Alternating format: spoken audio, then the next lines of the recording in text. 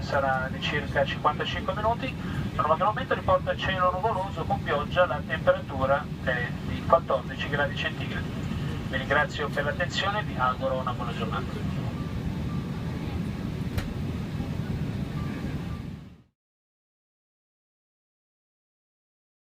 Hey everybody, we are in a cab. We just got off of our flight. We're officially in Rome. The weather is beautiful. They did say that it was going to rain today, but right now God is blessing us with a beautiful sun. And we're headed to our hotel, take a shower, change clothes, and we're going to hit the streets. And we're going to take you with us. Stay tuned. We'll be right back. You were my friend a minute ago. Joe.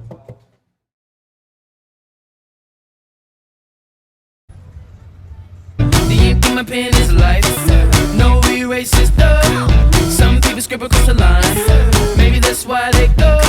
Sick of being sublime. I want the everyday to know. Even though I'm on the third kind. And this encounter is close. I'ma lay it down on the line. Until I'm eternally a ghost. The opportunity is to dine. So right now it just tastes like toast. Cause I'm eating good. Can't bring me.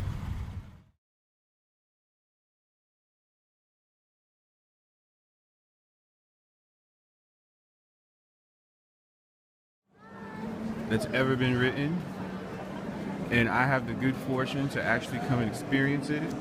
Me and about 5,000 other people at the same time. And me.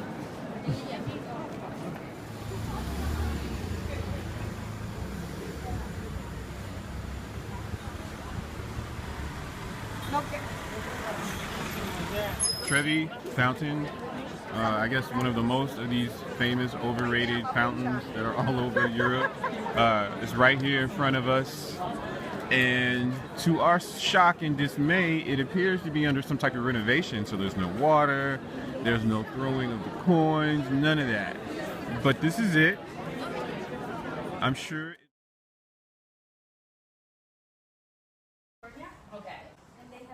And we're here on a really nice, we're in a studio loft on the top of a historical building right here in the middle of Rome. Over here, well, there's not much left, but there's plenty of wine flowing. What is this here? Bruschetta. Bruschetta? Spiedini, mozzarella, pomodoro. Pomodoro, okay. And these are pears with spicy cheese and balsamic vinegar. I love the contrast of everything. We do a lot of that here in Italy. We combine figs with cheese or ham and melon or pears with cheese. Or also we do, what's the name for, maybe Denise knows. It's amazing. Yeah, and at home, like grapes and cheese, or marmalades and cheese, or honey and cheese. It's just the contrast. And you can just do it. Yeah, it's even I can do that. How do you say Let's see if we can get it better. There we go. I'm here in the kitchen. We're waiting for our dough to do what it's supposed to do in the fridge. And those are our instructors. There's a French accord. How do you taste it to make sure it tastes? Anyway, it was a lot of fun. Learned a lot about making pasta. It's far more complex than I thought it would be. There's a lot that goes into it. A lot of science. A lot of understanding elements and the way that they work together. Here's the tomato. This is a guanciale. This is not a prosciutto.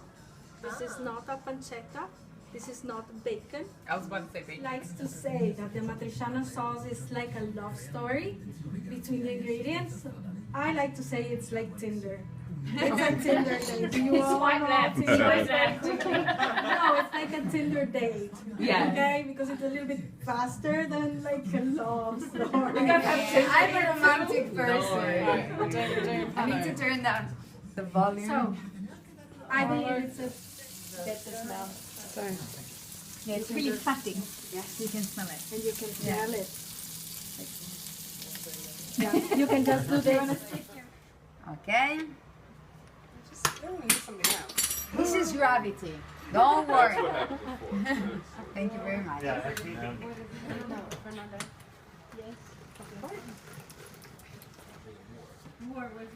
Okay, so when you feel the dough is a bit sticky, you can do a little massage on your dough. Good morning from Rome. It is it's about 1 o'clock. We just got up. We had a very amazing long sleep session, considering that we've been getting up really early, catching trains and flights for this segment of the trip. But we're heading to the city, and thankfully we can take the subway today because yesterday there was a strike.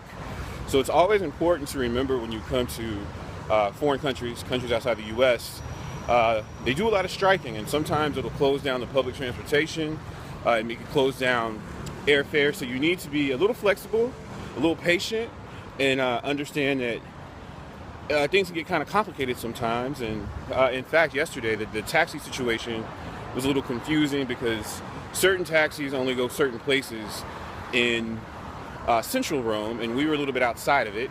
So we had to go to a taxi stand where you literally had to fight to get a taxi, and it was every man for himself.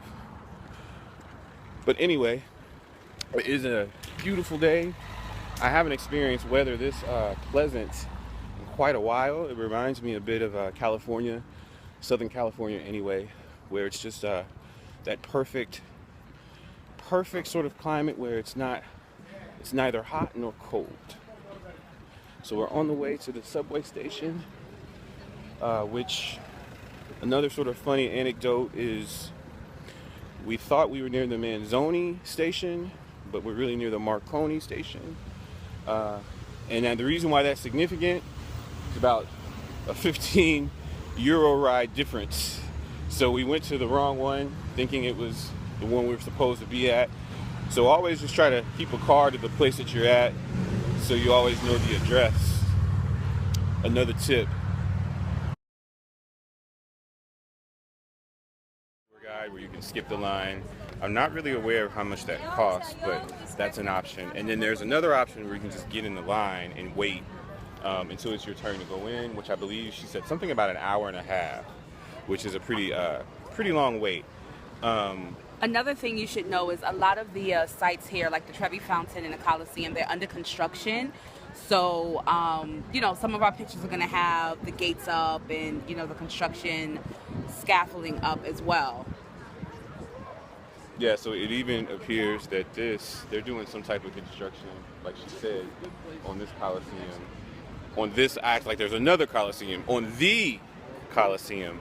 But there seems to be a whole bunch of other ruins and some type of park of some sort right adjacent to it. So we took the subway here. The subway seems to be pretty quick and efficient and clean and relatively inexpensive. A very inexpensive way to get around Rome as opposed to cabs. Yeah, we got a 72-hour pass for the subway for like 18 euro. And that beats paying 20 euro each way in a cab. So at any rate, we're going to take in a little more of this area near the Colosseo and look forward to seeing some other stuff today. Well, actually, we look forward to eating in the next 20 minutes or so. So we're going to make that our objective. Ciao, Bella. And you see there are lots of steps leading up to the top.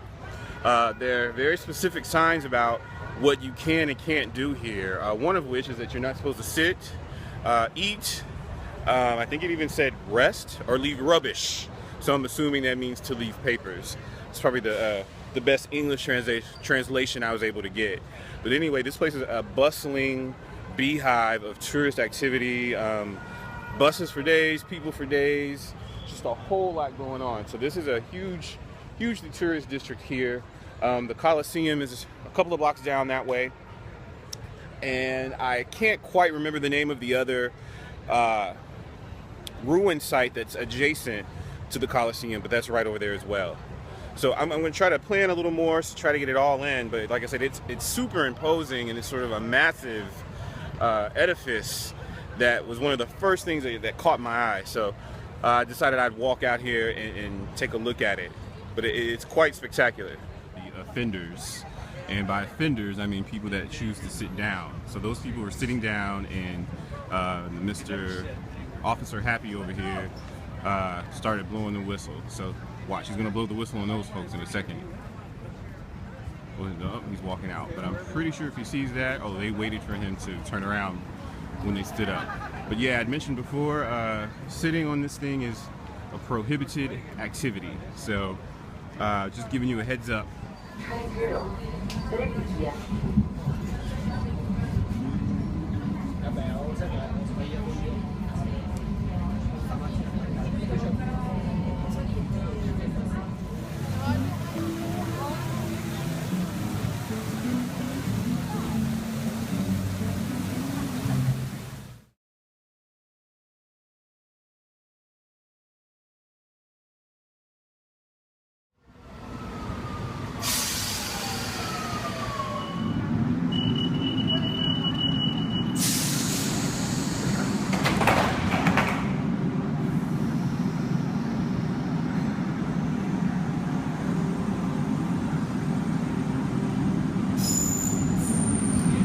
Italy, which is this behemoth of a grocery store.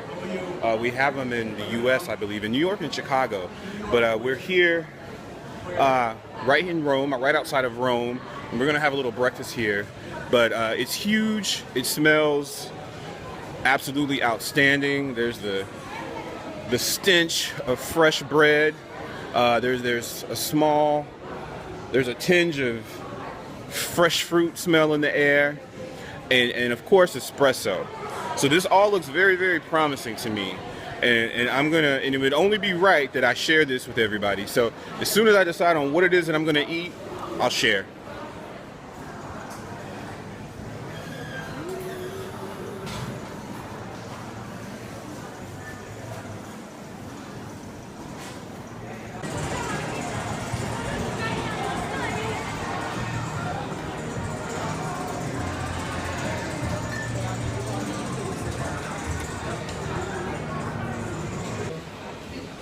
Type of grocer. There are lots of shops where you can get hot food and places for people to sit and eat. And you know, there's a lot of different type of pasta, lots of type of different pasta sauces. There's a pizza bar, I believe, something with cheeses, meat, just all types of different shops that were available. So we decided to go with the Panzerotti, which we experienced out in Milan. Now, I had done some research previously about places to eat, and I heard about the Panzerotti in this one particular place in Milan that we had the opportunity to go to. So we decided we'd check the Panzerotti out here. And what we learned is that it's just that one restaurant isn't the only place that does it.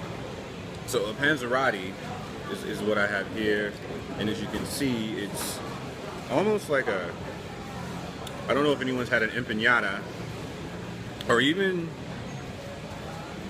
I know Mexico does something similar, but it's got this crispy crust around it, and on the inside is very hot mozzarella and sauce. So I've heard if you're from West Virginia or from that area, you probably had a pepperoni roll. It's similar to a pepperoni roll, except that the pepperoni tends to be the only thing inside of it, and this is a very hot piece of food here, whereas the pepperoni rolls aren't always that hot. But it's pretty good, but I have to agree with Juana here. The one in Milan tasted slightly more appeasing, and I'm not. It was much better. Well, she says much better, but this one, this is definitely bigger than the one in Milan. And it's not nearly as cheesy. But what we got going on also here is that we're doing it's a pineapple. And there's one word that you should know when you come to Italy. It should be ananas, because the pineapple, the ananas juice, is absolutely fantastic. So Juana has done her research on ananas all across Italy. How's this one? This one is really good. This one is fresh. So it's fresh pineapple juice, ananas, fresco, and I love it. So it's a little less. It's not as sweet, not as sweet as processed pineapple juice, but it's definitely good pineapple juice. Unfortunately, these small bottles was like a £1 or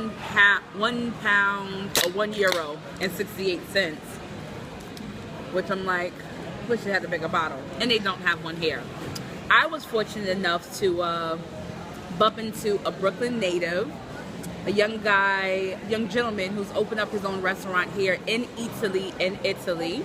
He's originally from the Bay Ridge section of Brooklyn. Go Brooklyn. Brooklyn, we go hard. Brooklyn is always in the house. Anyway, ciao Bella. Well, now that Shaquana is done with her plug for Brooklyn and ananas, we're gonna finish doing what we do here in Italy. Again, we're at Italy in Italy. It's us. We are reporting Live from the famous Spanish Steps. I don't know how to say it in Spanish. No, thank you. No, thank you. We're good. No, thank you. Bye-bye. Everybody wants money here. Yeah. Let me tell you something. What you need to know is this. You don't really have to speak Italian. You just have to speak money. You speak money, they speak English. That's how it works. That's how it works. That's how it works. But yeah, so we're here at the Spanish Steps. I mean, it's exactly the way it sounds. There are lots of steps. I guess it's of some type of Spanish design.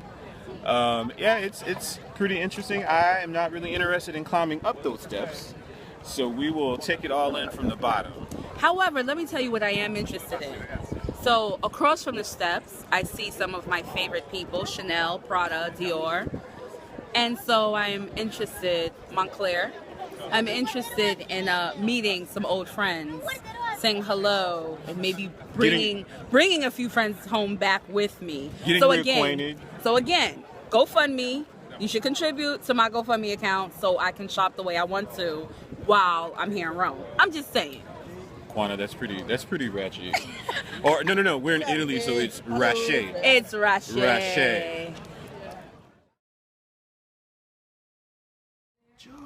Joe. Hi, Joe.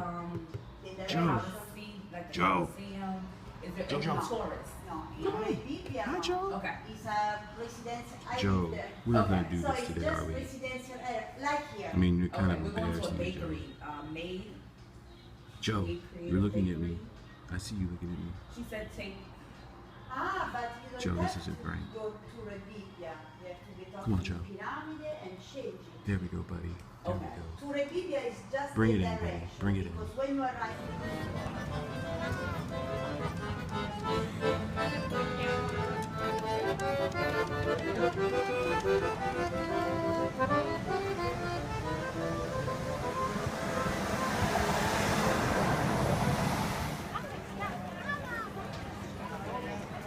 Tonight we're at the Bar del Fico. The Bar del Fico, again, is in central Rome, though it's a little bit out of the way. So I have to admit, you know, back home in the States, whenever you see a dark alleyway, you assume that you don't go down it. But it's not the way that things work here in Rome. Like I said before, it's quite like a maze. It's like a labyrinth. So we took a spooky, dark, desolate alleyway to really this sort of, I don't know, like this oasis of shops and restaurants, restaurant-lined sort of street. So this seems to be sort of a bohemian type of neighborhood. Seems to be a bit youthful. Lots of bars, lots of young people hanging out. And here at the Bar del Fico, it's a really fun, and I hate to use the word funky because I feel like people overuse the word funky to describe something fun. But it's kind of got the feeling that you're in somebody's garage. Furniture doesn't match. It's a lot of furniture that you might see in someone's garage or basement, but it's all very well appointed. It all has a real fun, highly stylized kind of look to it. So I will share a couple of photos of some of the decor, because the decor really heightens the experience here. It's about 8 o'clock, so we got really early reservations. And we've learned our lessons that you need to have your reservations before you come out, especially on a weekend. So it just opened. Another thing to note is that the restaurants don't stay open all day. They do a lunch, then they close for lunch, and then they reopen for dinner. So this place closed at 3, reopened at 8. So we're taking a bit of a break from pasta. Juana really isn't into pasta, but we're taking a bit of a break from the pasta. And this place does serve pasta, but they also have other items. So I'm gonna rock with the T-bone tonight, and I think she's gonna do the filet mignon. Oh, excuse me, the lamb chops. So those, I don't know, I'm looking at it on the grill over there, I think, and it all looks very, very promising, and we look forward to an excellent dining experience here at Bar Del Fico.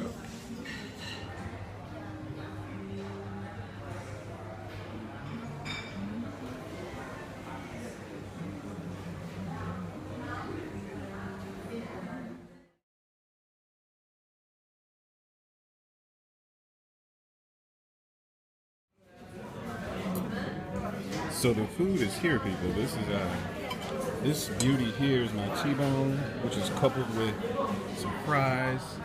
Quana's got a whole brontosaurus burger going over here. Remember from the Flintstones?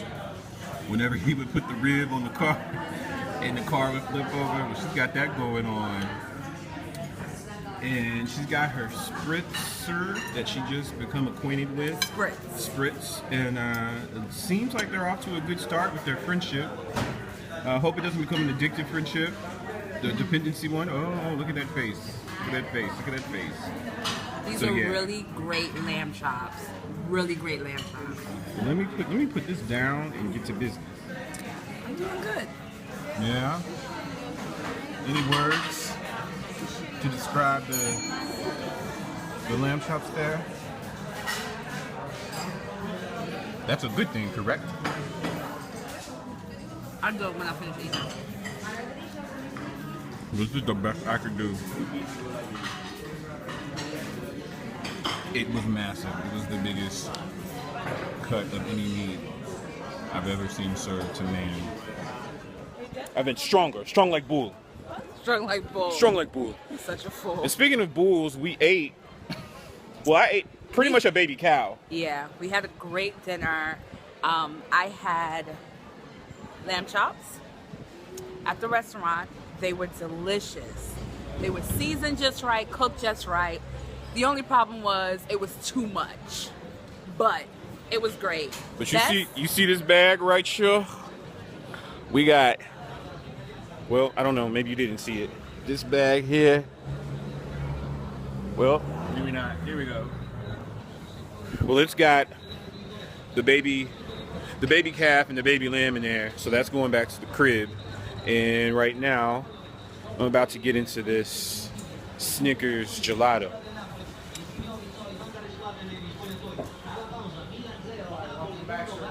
Whoa, he remembers me. That's bad.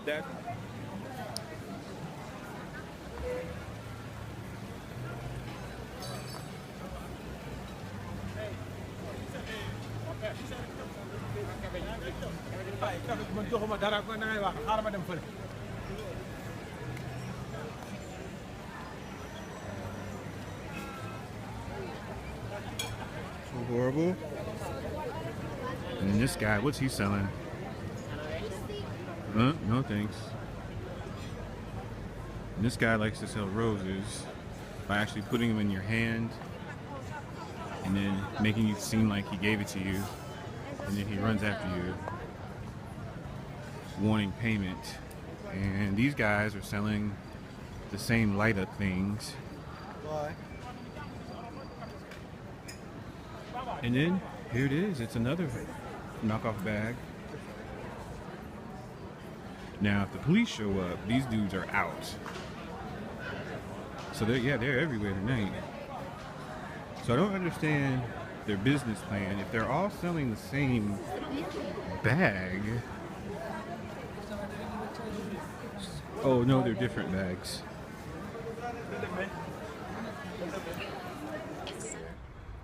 It's morning time, and I'm sitting here on my terrace. being very European, I had my croissant, and I don't know how European drinking Fanta is, but it is this Italian version of Fanta that I've become quite enamored of since I've been here. It's a orange, it's orange Fanta, but it's got something extra special going on ingredient wise in it, and it's pretty fantabulous. But this morning I decided I would come out and read and listen to the cars and watch the people go get their day started. We're staying. One of the good things about this trip to Rome is that we're staying in a neighborhood, so we're not in a super touristy area, which most people do, or where most people stay when they come to Rome. We're on the outskirts of Rome, near a station called Marconi, which is only about 4 or 5 stops from Colosseum, so it's very accessible, and the subway is actually right around the block. It definitely is a neighborhood, just normal, everyday people doing normal, everyday stuff, and I think that's the real way that you can absorb the energy of a place and really sort of connect to a place, is by sort of experiencing the city that way, not so much from a tourist lens, which is fine, but I like the idea that I'm sort of in a place where people live. And one thing that we noticed is that how common that this is that there are a couple of prostitutes that work this corner. They actually work the gas station around the corner whenever it closes. So every night we come back, we see them, and well, last night there was only one, so perhaps the other one was at work. I'm not really sure.